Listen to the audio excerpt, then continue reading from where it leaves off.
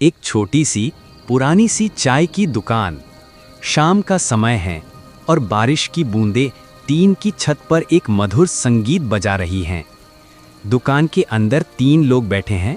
रमेश, जो अपनी कहानियों के लिए मशहूर है, मोहन, जो उसकी कहानियों का सबसे बड़ा प्रशंसक है, और सुरेश, जो नया है और कहानियों का शौकीन है। तो सुनाता हूँ।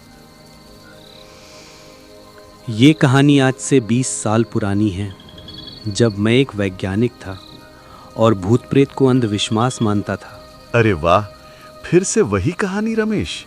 मुझे तो हर बार सुनने में मजा आता है। कौन सी कहानी मोहन भाई? तुम्हें नहीं पता? रमेश की बाग में छलावा वाली कहानी। इसमें इतनी सच्चाई लगती है कि डर भी लगता है और मजा भी आता है। तुम लोग मजाक उड़ाओ, लेकिन ये कहानी मजाक नहीं है। ये एक सच है जो मैंने खुद देखा है। तो सुनाओ रमेश भाई, मुझे भी सुनना है। ठीक है, तो सुनो। मैं तब शिवपुर गांव में रहता था। गांव के पास एक पुराना घना बाग था, जिसके बारे में गांव के लोग कहते थे कि वहां एक छलावा रहता है। हाँ हाँ, वो छलावा जो अमावस्या की रात को आता है। वही। लेकिन मैं इन बातों पर विश्वास नहीं करता था। एक शाम मैं अपने दोस्त सोहन के साथ उस बाग के पास से गुजर रहा था। तभी एक अजीब हवा का झोंका आया। हवा का झोंका? हाँ, एक ऐसी हवा जो हमें उस बाग में खींच रही थी। उसमें एक अजीब सी खुशबू थी जो हमें सम्मोहित कर रही थी। हम दोनों उस बाग में चले गए।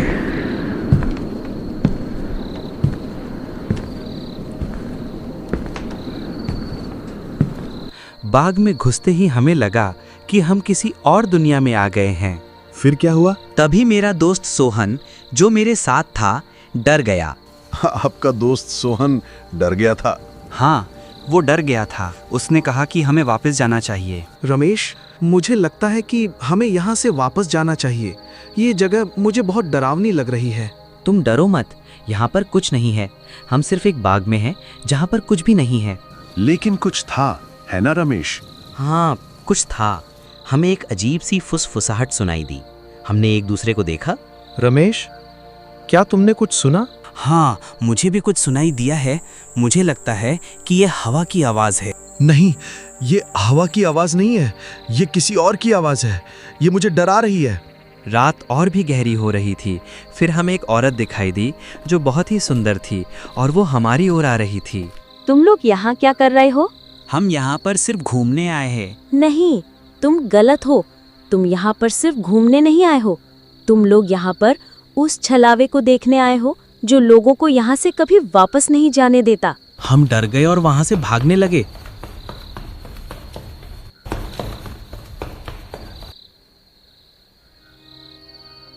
लेकिन वो औरत हमारे पीछे आ गई और फिर एक अजीब सी परछाई ने हमारा पीछा किया।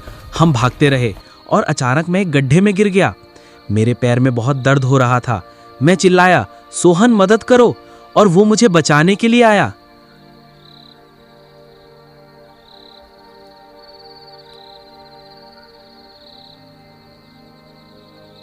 फिर हम दोनों वहां से भाग निकले।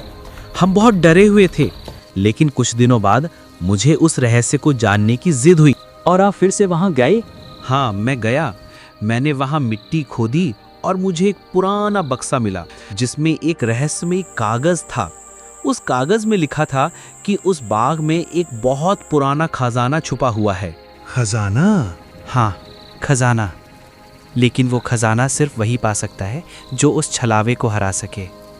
मैं उस कागज को लेकर बाहर आया और मैंने देखा कि मेरा दोस्त सोहन मेरे पीछे आ रहा है। आपका दोस्त सोहन? हाँ, वो बहुत ही अजीब लग रहा था।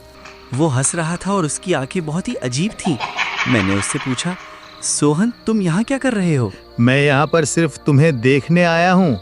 मैं तुम्हें खत्म करने आया हूँ। अरे बाप रे! मैं हैरान हो गया। मैंने उससे पूछा, तुम क्या कह रहे हो? और उसने कहा, मैं कह रहा हूँ कि मैं वो छलावा हूँ जिसके लिए तुम यहाँ पर आए हो। सोहन, ये तुम क्या कह रहे हो? क्या ये सब बकवास है? बकवास नहीं रमेश, ये सच है।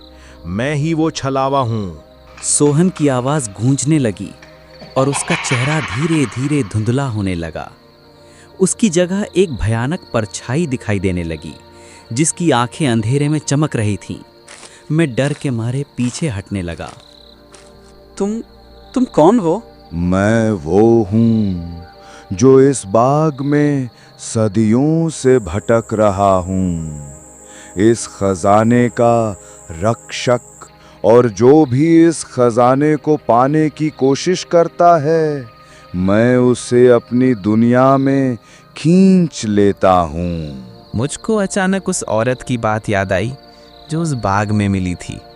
उसने कहा था, तुम लोग यहाँ पर उस छलावे को देखने आए हो जो लोगों को यहाँ से कभी वापस नहीं जाने देता। मैंने भागने की कोशिश की, लेकिन मेरे पैर ज़मीन से चिपक गए थे। उस परछाई ने अपना हाथ आगे बढ़ाया और एक काली ऊर्जा का गोला मेरी तरफ फेंका। मैंने किसी तरह खुद को बचाया और वो कागज़ अपनी जेब से निकालकर चिल्लाया, नहीं, मैं नहीं मानूंगा। अचानक उस कागज़ से एक तेज़ रोशनी निकली और छलावे को अपनी ओर खींचने लगी। छलावा दर्द से चीखने लगा। तुमने वह कागज़ क्यों निकाला? ये मेरी कमज़ोरी है। क्या लिखा है इस पर? इस कागज़ पर पता नहीं रहस्यमयी भाषा में क्या लिखा हुआ है। तुमने मेरे दोस्त सोहन को कहाँ छुपाया है? सच बताओ। सोहन तो कब का मर चुका है। जब तुम गड्ढे में गिरे थे तो वो तुम्हें बचाने नहीं आया था। मैंने उसे मार डाला था और उसकी जगह ले ली थी। यह सुनकर मेरे पैरों तले ज़मीन खिसक गई। मुझे उस रात की हर बात याद आने लगी। सोहन का अजीब व्यवहार, उसका हाथ हिलाना और फिर उसकी मौत। मैंने अपनी आंखों से छलावे को सच कहते देखा। उस कागज़ से निकलती हुई रोशनी और तेज़ हो गई। छलावा धीरे धीरे कमज़ोर होता गया। नहीं, मुझे छोड़ दो। मुझे इस खजाने का रक्षक बने रहने दो। मैंने उस कागज़ को फाड़ दिया। जैसे ही वो फटा, छलावा एक ज़ोरदार चीख के साथ धुएं में बदल गया और गायब हो गया। बाग में एक अजीब सी खामोशी छा गई। मैं ज़मीन पर गिर गया। मेरा शरीर कांप रहा था। मैं धीरे धीरे उठा और उस गड्ढे की तरफ गया जहां मैं गिरा था। वहां मुझे अपने दोस्त सोहन का कंकाल मिला। उसके कंकाल के पास एक टूटी हुई चेन थी जिस पर सोहन का नाम लिखा था। मैंने अपने दोस्त को खो दिया था, लेकिन मुझे पता था कि अब उसकी आत्मा को शांति मिल गई होगी। मैंने उस खजाने को वहीं छोड़ दिया और गांव की तरफ वापस चल दिया।